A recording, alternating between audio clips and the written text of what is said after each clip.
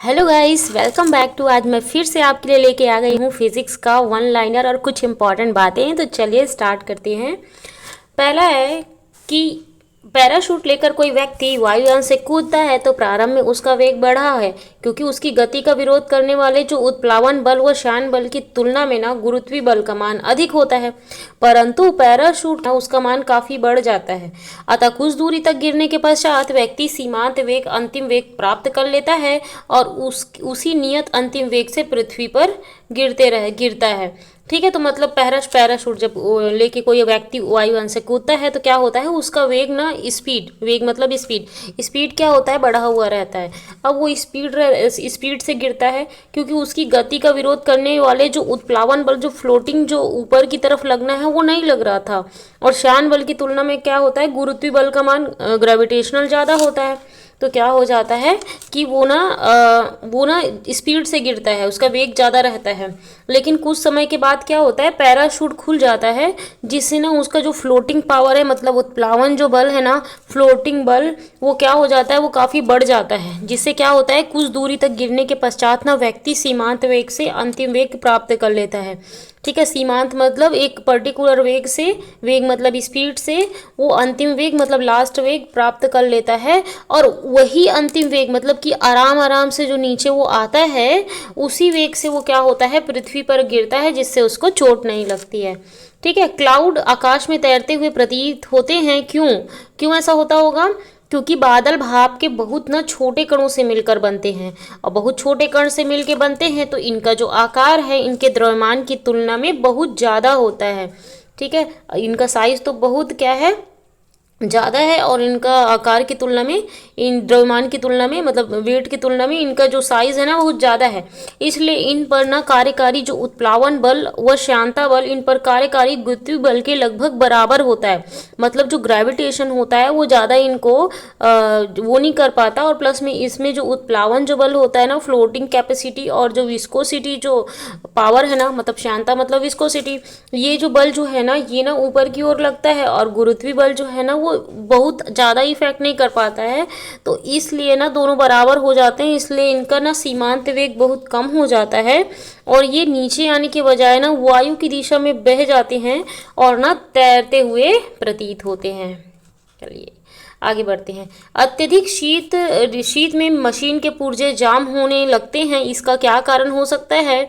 तो इसका रीज़न ये है कि स्नेहक मतलब कि जो उसमें जो डाला गया है लिक्विड डाला जाता है ना उसमें, लिक्विड बनाने के लिए, उसको चलने के लिए, तो उसकी जो श्यानता या विस्कोसिटी जो है ना वो बहुत ज़्यादा होती है ना। श्यानता बढ़ जाती है, विस्कोसिटी बढ़ जाती है, मतलब वो ज़्यादा गीला हो जाता है, तो उसके पुर्जे जो होते हैं ना, मशीन के पुर्जे, वो जाम होने लग जाते हैं। क्योंकि ना उसके जो उसमें जो लिक्विड डाला गया है, जो स्नेहक डाला गया, उसकी श्यानता ना क्या हो जाती है, बढ़ जाती है, उसकी विस्कोसिटी बढ़ जाती है। वायुयान किस सिद्धांत पर कार्य करता है? तो ये बहुत इंपॉर्टेंट है, बर्नौली के सिद्धांत पर कार्य करता है। एक लकड़ी के टुकड़े को पानी के नीचे पकड़ कर रखने पर उस पर कितना उत्प्लावन बल होगा? तो लकड़ी के भार के बराबर होगा। ठीक है, लकड़ी का टुकड़ा है, उसको पानी के नीचे अगर तुम पकड़ के अगर रख रहे हैं हम लोग, तो उत्प्लावन मतलब जो बायोंसी फोर्स होगी ना, जो ऊपर की ओर लगेगा, वो कितने होगा? तो लकड़ी के भार के बराबर वो बॉयंसी होगा, और वो कोशिश करेगा कि मैं ऊपर जाऊं। ठीक है, फुहारा स्प्रे किस सिद्धांत पर कार्य करता है? तो बर्नौली के सिद्धांत पर कार्य करता है। और बर्नौली का सिद्धांत ये बोलता है कि अगर किसी चीज़ का वेग बढ़ा दिया जाए, मतलब स्पीड बढ़ाएंगे तो दाब कम होगा, और दाब बढ़ा देंगे तो स्पीड क्या हो जाएगा, कम हो जाएगा। मतलब वाइस वर्सा, उल्टा होता है। अपमार्जक मिलाने पर पानी के पृष्ठ तनाव पर क्या प्रभाव पड़ता है? तो पृष्ठ तनाव क्या हो जाता है, घट जाता है।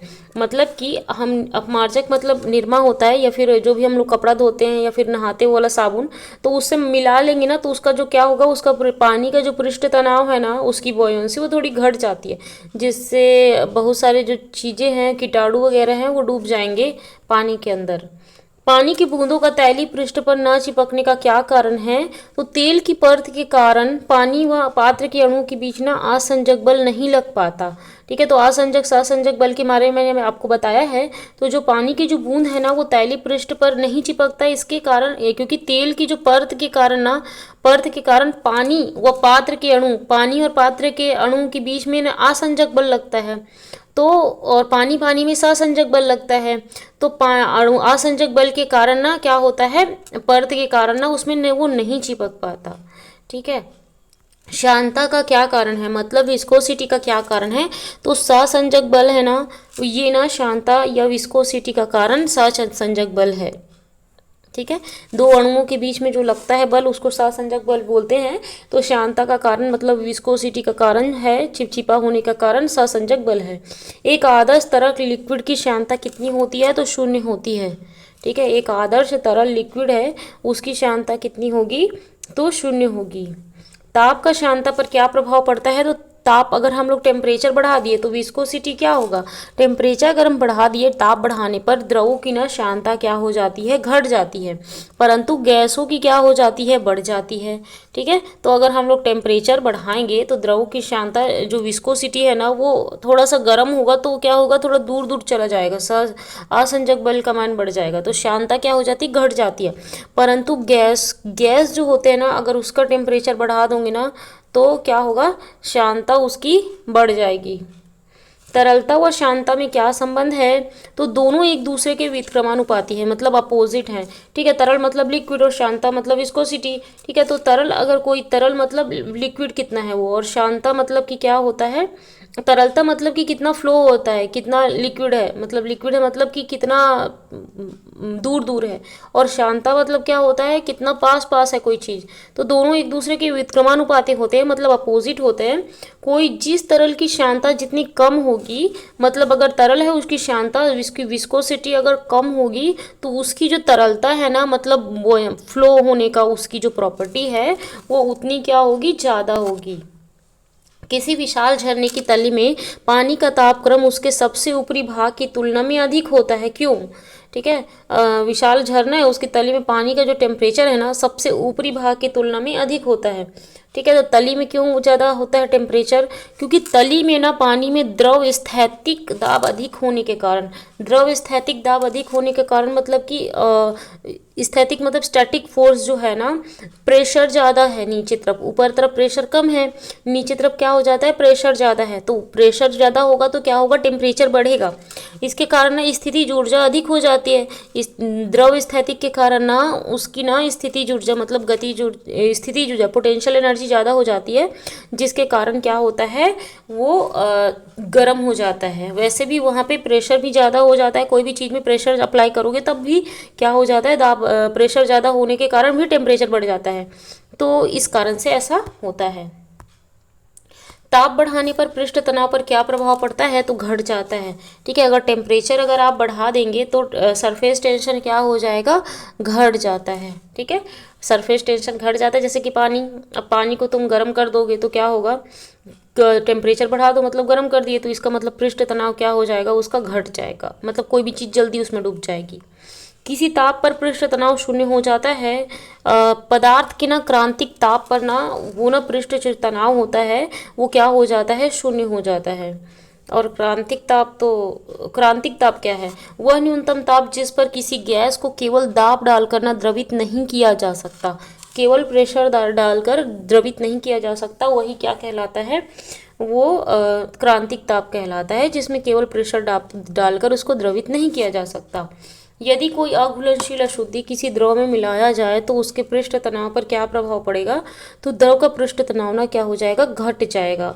ठीक है। अशुद्धि डाल दिए जो कि घुल नहीं सकता है, अगर ना पानी में अगर हम लोग कोई भी चीज़ अशुद्धि डाल देते हैं तो उसका पृष्ठ तनाव क्या हो जाता है, घट जाता है। किसी केश नली में द्रव के ऊपर चढ़ने का क्या कारण है, तो द्रव का पृष्ठ तनाव है, और हमने केशिकत्व का भी पढ़ा है कल। ठीक है। तो द्रव का पृष्ठ तनाव के कारण भी होता है, और क्या रीज़न हो सकता है, केशिकत्व के कारण भी। किस दशा में केश नली के ऊपर द्रव द्रव ऊपर चढ़ने के बजाय नीचे गिर जाता है? किस दशा में होता है? तो जब द्रव के अणुओं के मध्य लगने वाले असंजक बल का मान द्रव व केश नली के दीवार के मध्य लगने वाले असंजक बल से अधिक होता है, तो क्या होता है? केश नली द्रव के ऊपर चढ़ने के बजाय नीचे गिर जाता है। मतलब अब देखो सिंपल सी बात है, जैसे कि ये एक केश नली है, ठीक है।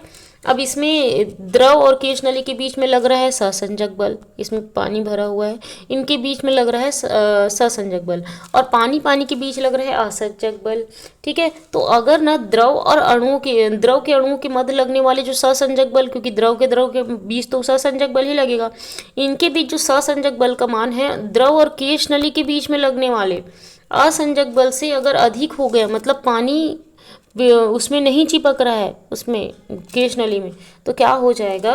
वो केश नली में ऊपर नहीं चढ़ेगा बल्कि वो नीचे गिर जाएगा, बोलेगा मैं पानी के साथ ही खुश हूँ, ठीक है।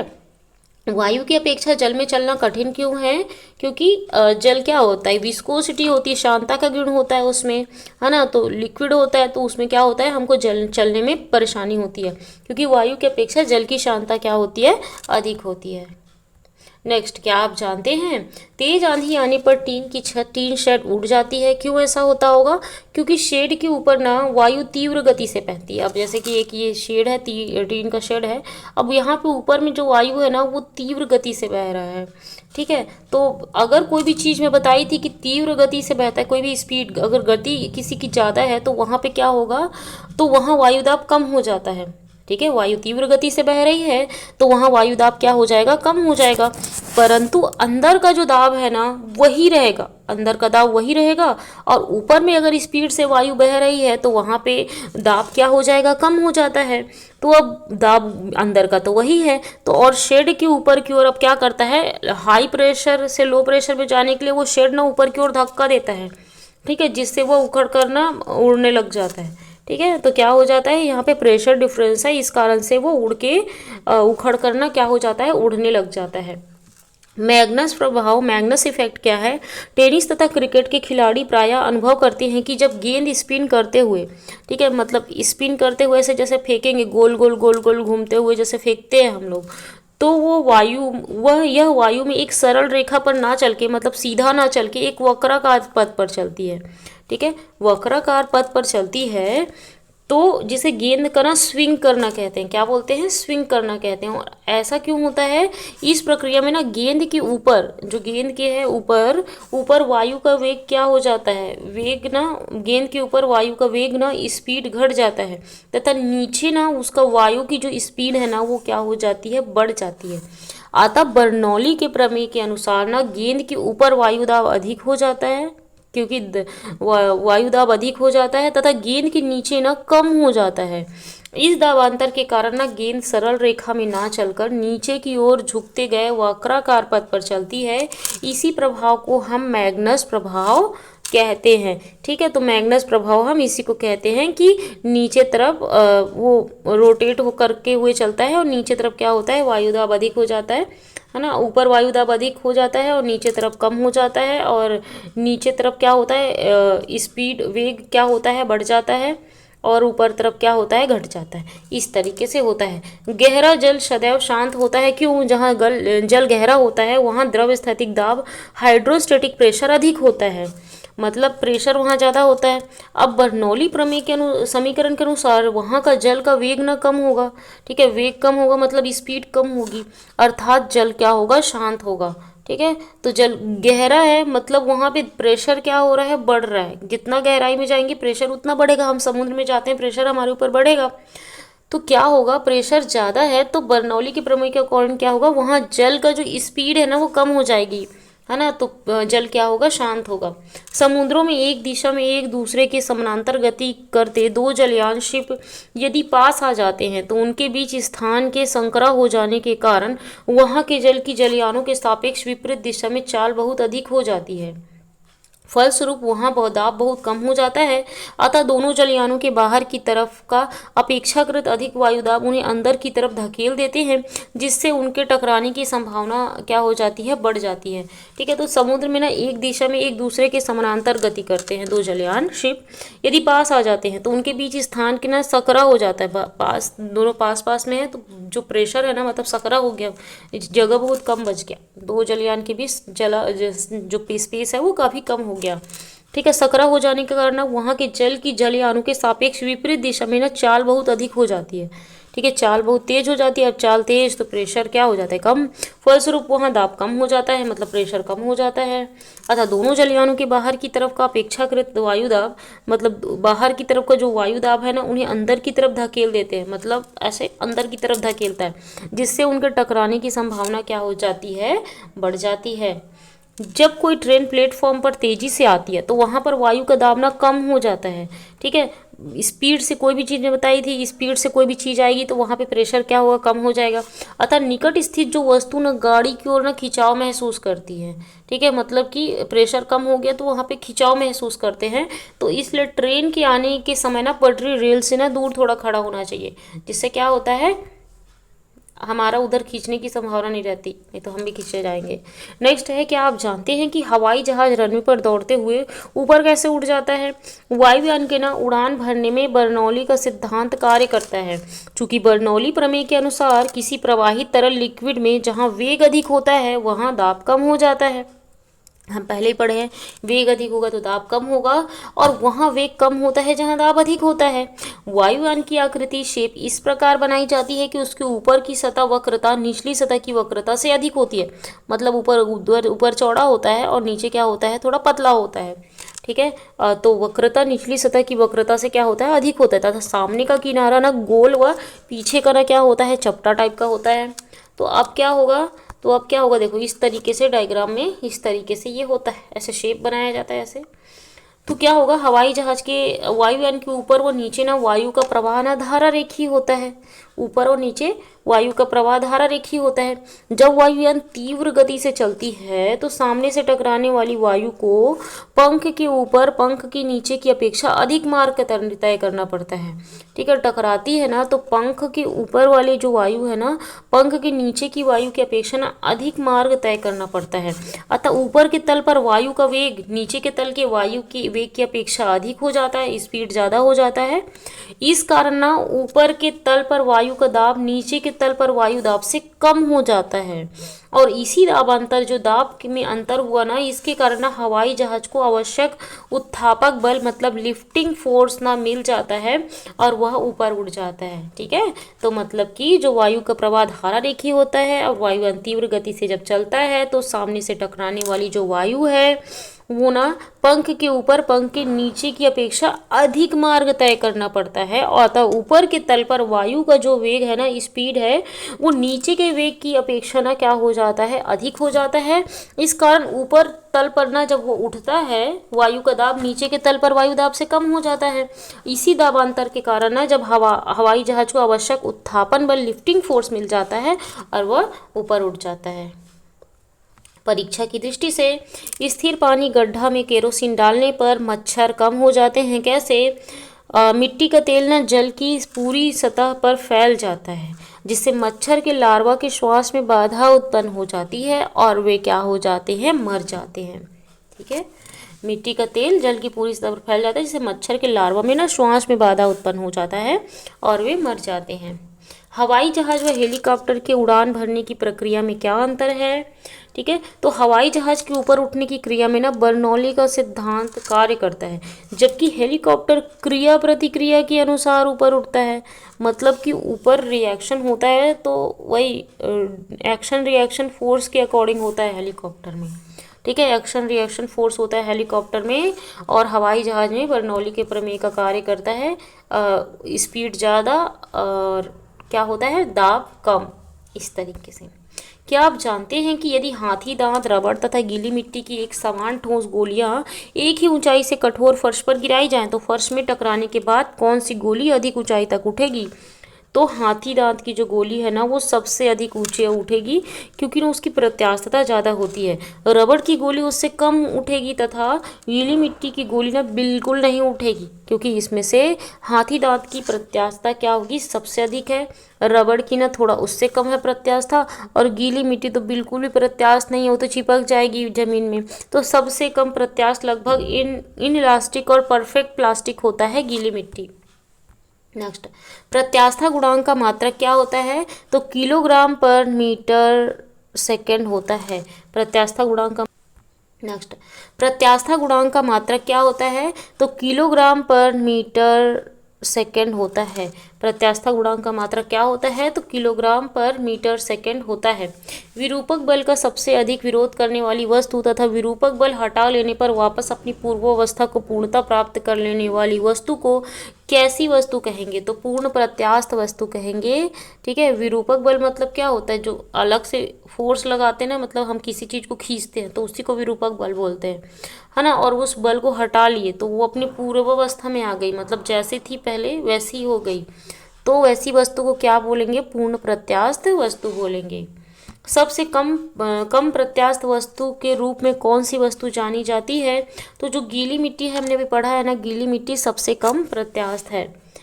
पूर्ण प्रत्यास्थ वस्तु का नाम बताइए। कोई भी वस्तु ना पूर्ण प्रत्यास्थ नहीं होती है। क्वार्ट्ज की जो प्रत्यास्थता है ना, अभी तक ज्ञात पदार्थों में सबसे क्या है, अधिक है। तो क्वार्ट्ज को आप बोल सकते हैं कि सबसे ज़्यादा प्रत्यास्थ है, बट लेकिन कोई भी वस्तु पूर्ण प्रत्यास्थ मतलब परफेक्ट इलास्टिक, प्रत्यास्थ मतलब परफेक्ट इलास्टिक नहीं है। क्वार्ट्ज ना सबसे ज़्यादा अभी इलास्टिक में सबसे ज़्यादा है। ठीक है,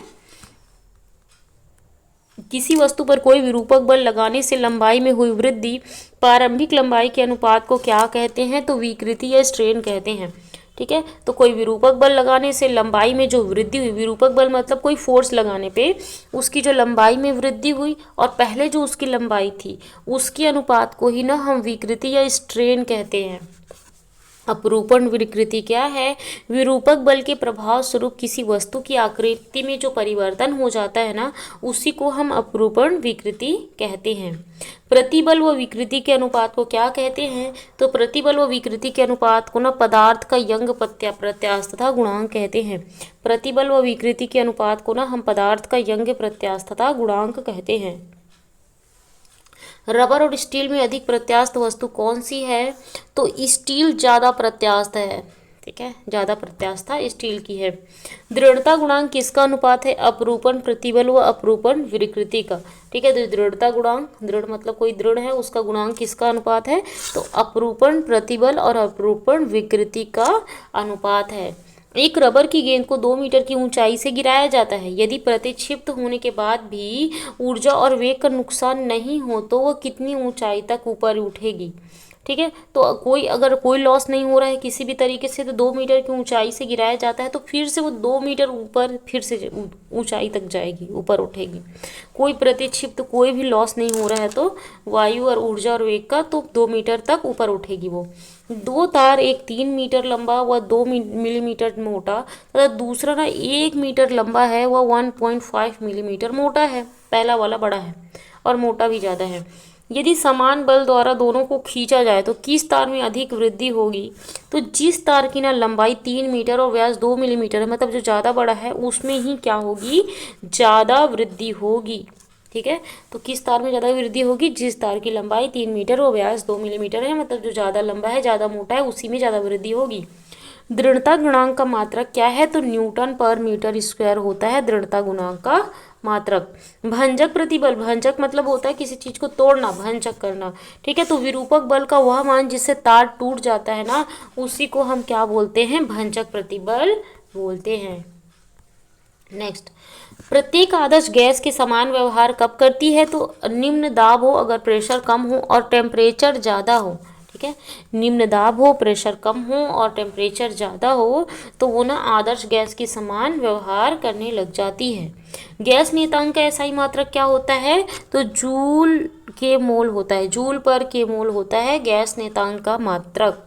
गैस के 1 ग्राम अणु के लिए गैस नियतांक आर का मान क्या है, तो आर का मान 8.31 जूल पर मोल है। ठीक है, तो गैस के एक अणु के लिए गैस नेतांक R का मान क्या है, तो 8.31 जूल पर मोल है, इसको याद रखिएगा।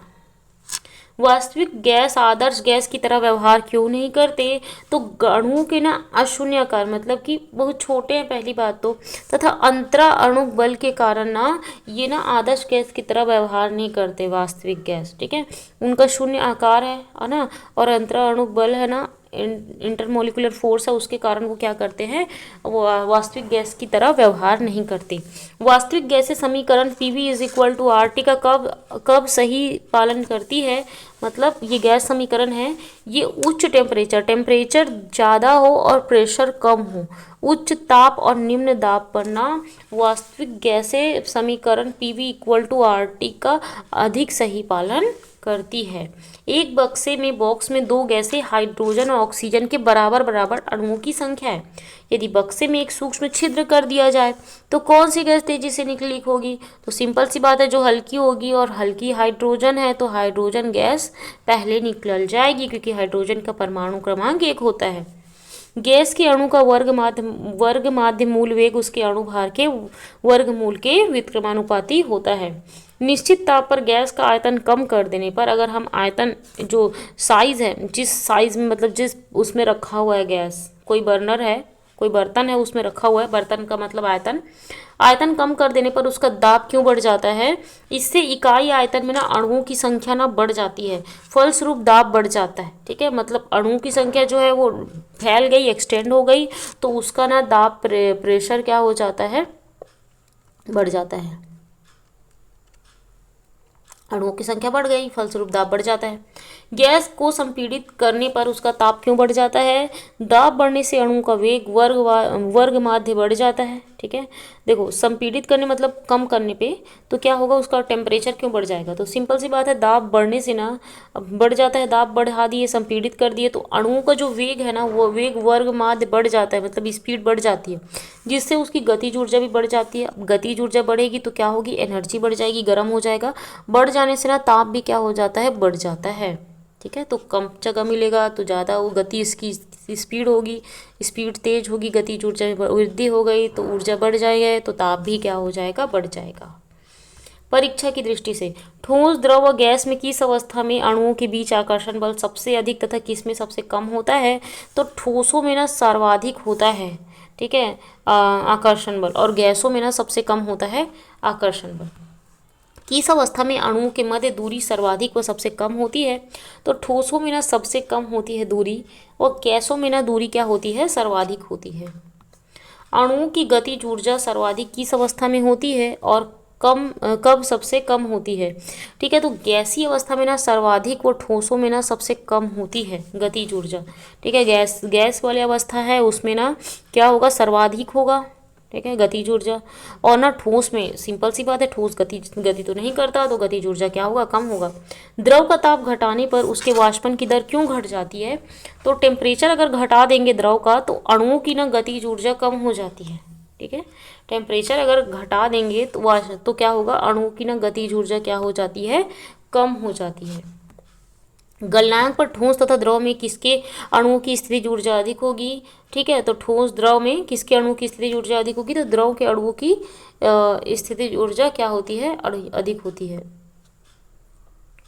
शीशे के दो टुकड़ों को दबाने से वे चिपक क्यों जाते हैं, अणुओं के मध्य ना आकर्षण बल बढ़ जाता है, जिसके कारण वो चिपक जाते हैं, और प्लस में ना प्रेशर वहाँ पे ना ज़्यादा हो जाता है, इसलिए। हवाई जहाज से यात्रा करते समय पेन से स्याही निकलने लगती है, क्यों, क्योंकि वहाँ पे ना एयर प्रेशर जो है ना वो कम हो जाता है, जिससे क्या होता है, स्याही निकलने लग जाता है। वहाँ पे ऊपर में वायुदाब कम होता है ना, हम ऊपर जाते हैं तो वायुदाब कम होता है। ठीक है, क्योंकि स्पीड है तो वायुदाब कम हो जाएगा। कड़े जाड़े में झील की सतह हिम शीतित हो जाती है, किंतु उसके तल में जल द्रव अवस्था में बना रहता है, ऐसा क्यों होता है, क्योंकि बर्फ ना ऊष्मा का क्या है, कुचालक है, मतलब ऊष्मा को अंदर नहीं आने देता, जिससे सतह पर ना बर्फ जमने के बाद अंदर का तापमान और नहीं गिरने पाता। ठीक है, तो बर्फ ऊष्मा का कुचालक है, जिससे सतह पर बर्फ जमने के बाद अंदर का तापमान और नहीं गिरने पाता। ठीक है, क्योंकि वो कवर करके रख देता है, ऊपर ऊष्मारोधी की तरह कार्य करता है, तो इसलिए और टेम्परेचर नहीं गिरने पाता। शीतकाल में जब झील की सतह, ऊपरी सतह का पानी बर्फ में बदल जाता है, फिर भी जलीय जंतु जीवित क्यों रहते हैं? नीचे का जलना 4 डिग्री सेल्सियस के ताप पर बना रहता है, और जमने से ना ये क्या हो जाता है, बच जाता है। ठीक है, तो और कम नहीं हो पाता, क्योंकि वही बताई थी कि जो बर्फ़ है वो ऊष्मारोधी होता है, और बर्फ़ अगर ऊपर जम गया तो मतलब नीचे के जो पानी है उसको और नहीं जमने देता वो। चलिए तो ठीक है, थैंक यू, बाय बाय, मिलती हूँ नेक्स्ट वीडियो में।